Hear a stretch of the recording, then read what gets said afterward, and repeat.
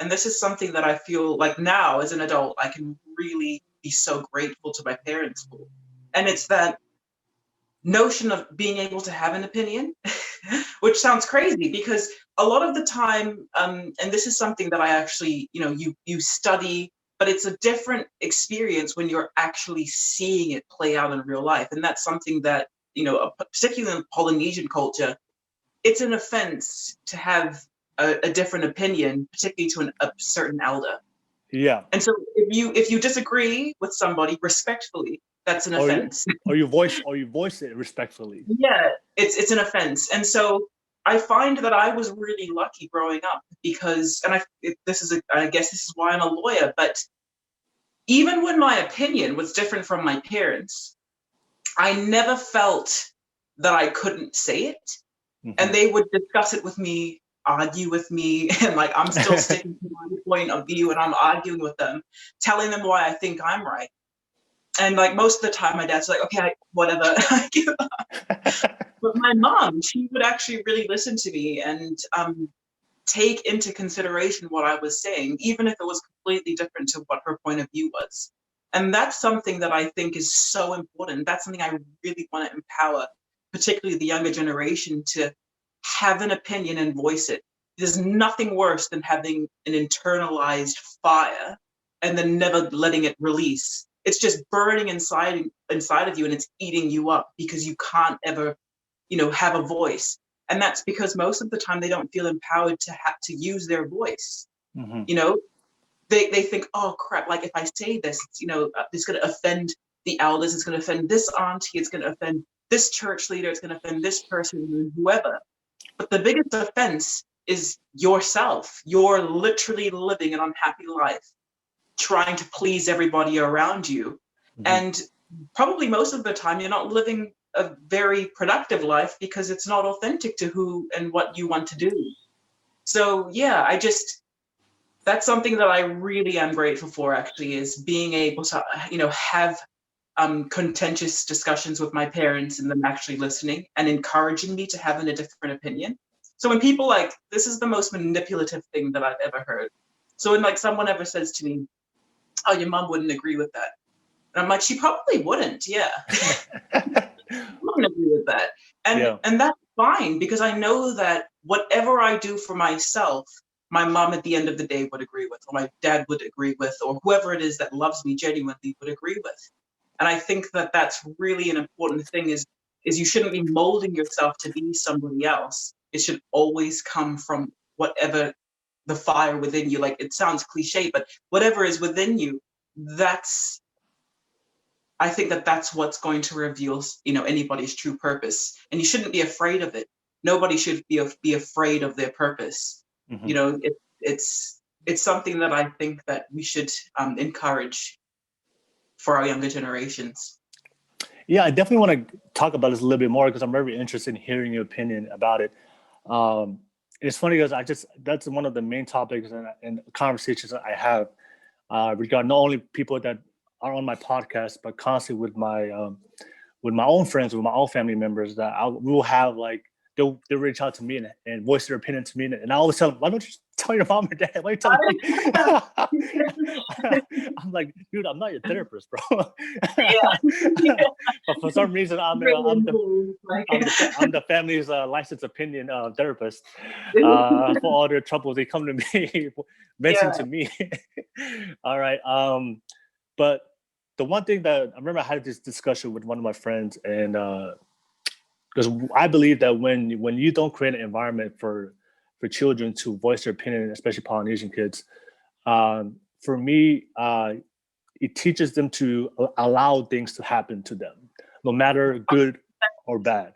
It teaches them to be submissive, not speak, subservient, not allowing, not taking action when something clearly, because I feel like that's one of the terrible things about the way we raise our kids that way. I mean, I do love the respect factor. I do believe in that. I love how we respect our parents, right?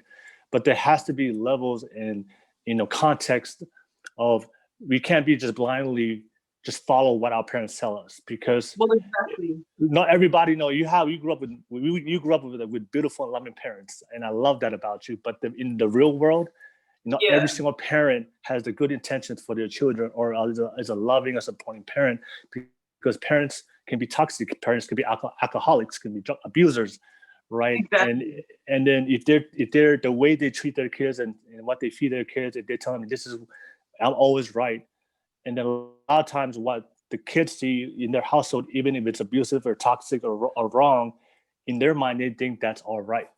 And then when they go to the real world and then bad things happen to them, and that cause them a lot of pain, in their mind they think that's normal. And then we were just talking about this whole discussion, like especially when it comes not only in emotional level, but also on a professional level. Like if you want to ask for a promotion, if you want to ask more money from your employer is manipulating, using you, and not paying you the right wages.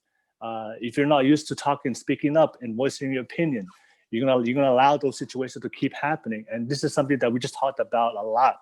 That's why a lot of Polynesians, we don't progress in our careers. We don't grow. We don't strive for a higher purpose or success or fulfillment in life, and we just stick to what we know, and because we're so afraid of challenging anything. And it's crazy how all those problems kind of originates from the house, and from a simple thing, just allowing our kids to voice their opinion on a healthy level. That can be a big difference when it comes to who they become, but also to their future. And that was something that I always talk about with my friends, like have a discussion. And even I always tell, when are you going to get the guts to tell your parents? When are you going to have the confidence to tell your parents how you truly feel? And it's kind of sad that, and I was talking with this the other day with one of some elder Tongans. He said that it's so sad to see Polynesian kids, they wait till their parents pass away until finally having the courage to live their own life. And sadly, by the time their parents pass away, they're kind of older now. And then it's like, maybe it's too late now to do all the things that you really wanted to do, to be happy, to be fulfilled, and to live a better life. And then the cycle keeps repeating. And exactly. It's a sad reality, I think, of the culture, which I think is changing now. And I think particularly with social media as a platform, so many Tongans, Samoans have the ability to feel not only empowered and supported by their peers, but to also feel like they're being heard, because most of the time they don't actually feel like they can be heard in the home. But in saying that, it's not even just within, the limitations aren't just within the home. It's not, you can have the most supportive parents, or probably you don't even have parents, or whatever the case may be.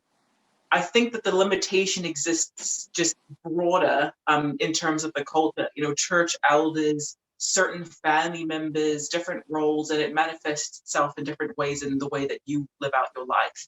And I think that having, as a lawyer, I have to challenge on a daily basis, the most highly regarded people, in our communities, judges and, other lawyers much more senior than me.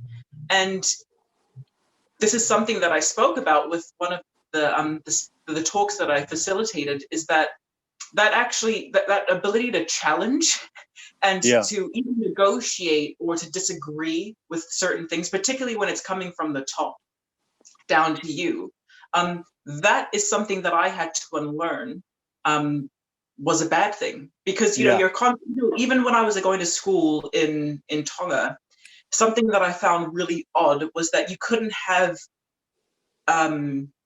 like reciprocal conversations with your teacher where it was like a give and take situation, obviously where they learn from them. But students couldn't even say, funny jokes, or, like if the teacher wrote an apple or something, it would be like, it's like, well, why did you do that? That wasn't part of it.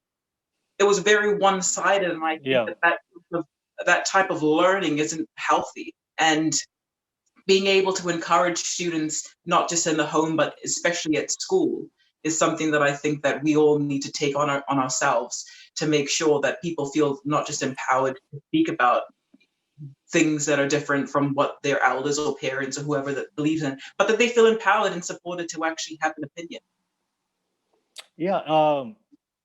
And for me, one thing I always hear from the older generations, right? They always complain about how their kids don't listen to them, or sometimes the later down in their life, their relationship don't and they're not as close as they used to be before.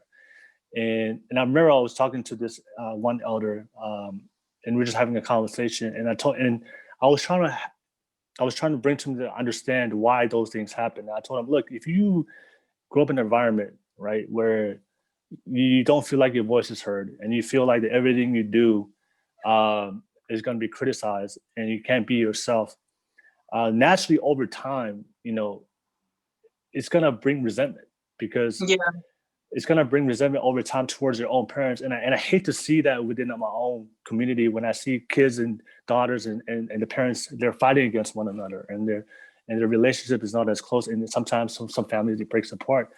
But what happens is when somebody can't be themselves, and they're unhappy, no matter, and you can be the most loving person. You can, because I know to the elders, in their way of, okay, if I feed you, if I give you clothes, you live in the house, you're good. That's all you need. All right. What more do you want from me? I've done my job. And then always you ungrateful. I do all this for you, and you're still unhappy. And I try to bring a look. At the end of the day, we're human beings. We're not cattle. We're not sheep. Where you can just feed us, and we're human beings. We have feelings. So a kid can live in a home where everything's provided for them, but if they're not taken care of emotionally, where they feel their voice is heard, or you encourage them to actually do the things that they want to do, and they constantly live being somebody they're not, and that accumulates over time. It's gonna accumulate. It's gonna always lead to resentment. At the end of the day, then you're gonna end up resenting your own parents, and the relationship is going to fall apart. Like I always, and we talk, like just ask, like, you just have a conversation with your kids and find out who they are, find out what they want, what they need. But I do also understand that our parents, that's the conditioning and how they were raised, and that's how they were raised from their own parents. So they're just teaching us what they know of how they were raised. So it's not. I mean, for all those kids out there, because one thing I do see is, like, sometimes the kids blame their parents. For me, being, and I always tell them, look, no matter how tough you had it with your Polynesian parents, with your own parents, our parents at the end of the day did the best they can of what they did and what they know. Sometimes that's all they know. The love they show you, the tough love. I know you. I know you had your parents was pretty cool, but the tough love that we grew up in, that's all they know. So just understand that, and just that's how your parents are. But then, like I said, but pretty much our responsibility as this generation is to create change and understand. And I loved how you said, like, voicing, able to voice your opinion and unlearn. And that's something I had to do for myself, because I realized at the end of the day, there's always a better way to do something in this world. No matter what whatever you've been taught, whatever your parents give you and provide for you, and the different opinions that you've learned as a child, I realized there's always a better way to do something. And for me, like I said, when I finally learned to, like, ask and learn, and that's when I was able to learn the new things. I was able to change the circumstances and also overcome the negative feelings I had from my own childhood, and realize that I can take the responsibility myself and grow. But if I didn't question the things and actually have the courage to speak up, then I wouldn't be who I am today. I wouldn't even be doing this podcast today with you.